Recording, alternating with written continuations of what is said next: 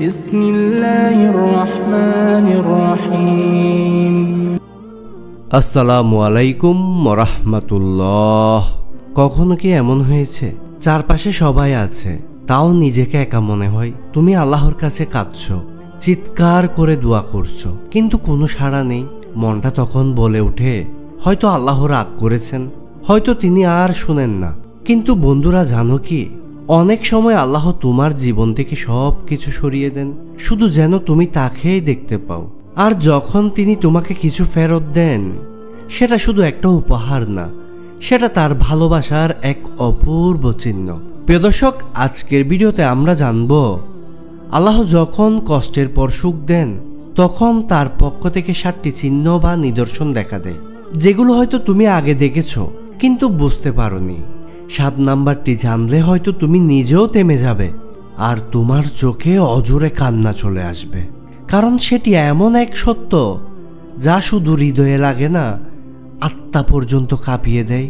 ভিডিওটি 1 সেকেন্ডও স্কিপ করো না, কারণ আজ তুমি বুঝবে আল্লাহ তোমার কতটা কাছে।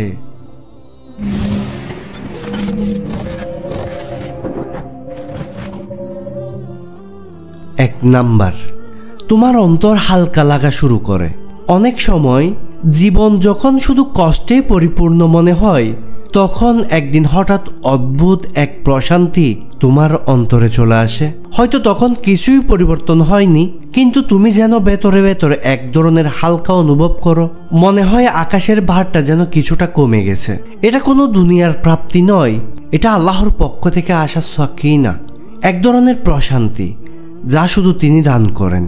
প্রিয় দর্শক, হঠাৎ তোমার একটা প্রশ্ন ভেসে ওঠে না, আচ্ছা কি হলো, এতদিন তো কাঁদছিলাম, আজ কেন হঠাৎ ভালো লাগছে?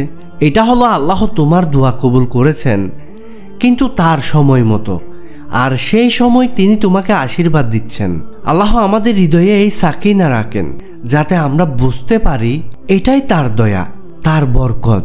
এটা কোনো দৈনন্দিন শান্তি নয়, এটা আল্লাহর সেই প্রশান্তি যা একজন মুমিনের জীবনে শান্তি এনে দেয়। তুমি জানো, কোরআনে আল্লাহ বলেছেন, আল্লাহ তোমাদের মধ্যে এক ধরনের প্রশান্তি অনুভব করান যা দুনিয়াতে কোনো কিছু দিয়ে পরিমাপ করা সম্ভব নয়। 2 নাম্বার, নামাজে অন্যরকম এক মনোযোগ আসে। একসময় নামাজে দাঁড়িয়ে তুমি শুধু সিজদা আর রুকু করো, কিন্তু যখন আল্লাহ তোমাকে কাছাকাছি টানেন, তখন নামাজের প্রতি রুকু আর সিজদা এক নতুন অনুভূতির সৃষ্টি করে। তোমার চোখে পানি চলে আসে, তুমি আল্লাহর কাছে নিজের সবকিছু উজাড় করে দিতে চাও। যে মুহূর্তে তুমি তার সামনে দাঁড়িয়ে, মনে হয় যেন পুরো পৃথিবী থেমে গেছে আর শুধুমাত্র তুমি আর আল্লাহ। তখন তোমার মনে হয়, এটা কি এমনিতেই হচ্ছে, নাকি এটা আল্লাহর দয়া যা তার কাছ থেকে এসে আমাদের হৃদয়ে গভীরতা তৈরি করে? আল্লাহ তোমাকে আরো কাছে টেনে নিয়ে যাচ্ছেন। প্রিয় দর্শক, কুরআনুল কারিমে আল্লাহ সুবহানাহু ওয়া তাআলা বলেন, নামাজ মানুষকে অশ্লীলতা ও অন্যায় থেকে বিরত রাখে এবং আল্লাহর স্মরণ সবচেয়ে বড়। এটা শুধু তোমার নামাজের কাজ নয়, এটা আল্লাহর পক্ষ থেকে এক বিশেষ অনুগ্রহ। যে মুহূর্তে তুমি নামাজে কাঁদো, তুমি আসলে আল্লাহর সঙ্গে সরাসরি সংযোগ স্থাপন করছো। 3 নাম্বার, পাপের প্রতি ঘৃণা জন্মায়। একসময় যেসব পাপকে তুমি সহজে গ্রহণ করেছো, যেগুলোর দিকে তুমি কোনো সংকোচ ছাড়াই এগিয়ে গিয়েছো, আজ সেই পাপগুলোতে তোমার ভেতরে এক ধরনের ভয় সৃষ্টি হয়। তুমি ভাবতে থাকো, আল্লাহ যদি আবার আমাকে কষ্ট দেন। এই ভয় তোমার তাওবা পরবর্তী পর্ব, এটাই তাকওয়ার জন্ম। প্রিয় বন্ধুরা, যখন আল্লাহ তোমাকে কষ্ট দেন, এরপর তুমি ফিরে আসো আর আল্লাহর কাছে নিজের সমস্ত ভুল স্বীকার করো। যখন তোমার অন্তরে সেই ভয় আসে, এটা আল্লাহর পক্ষ থেকে আসা এক নতুন দৃষ্টি, যে দৃষ্টিতে তুমি তোমার পাপগুলো ঘৃণা করতে শুরু করো। হাদিসে এসেছে, যখন একজন মুসলিম তাওবা করে, তখন আল্লাহ তাকে পাপ মুক্ত করে দেন, এমনভাবে যেন সে পাপই করেনি। সহিহ মুসলিম হাদিস 2749। এটা তারই ফল। তোমার হৃদয়ে যে কষ্ট এসেছে, সেটা আল্লাহ তোমাকে আরো উত্তম দিকে নিয়ে যেতে চান।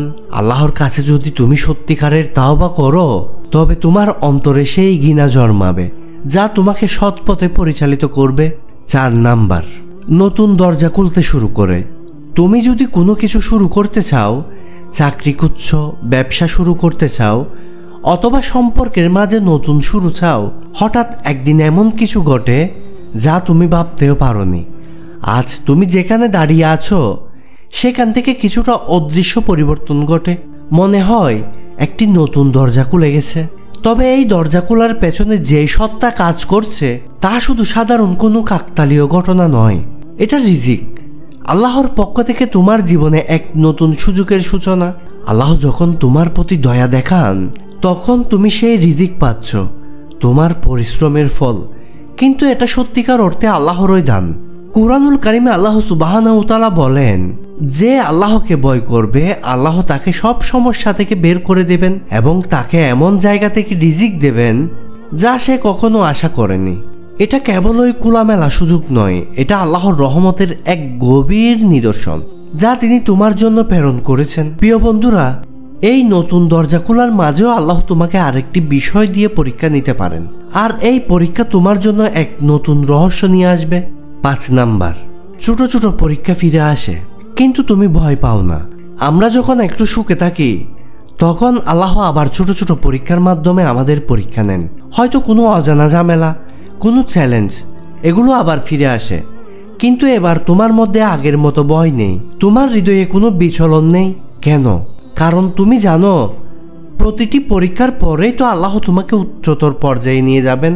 এটা সেই ইয়াকিন, এক ধরনের দৃঢ় বিশ্বাস যা তোমার অন্তরে জন্ম নেয়। আল্লাহর প্রতি বিশ্বাস যা তোমার ঈমানকে পরিণত করে, শক্তিশালী করে, দৃঢ় করে।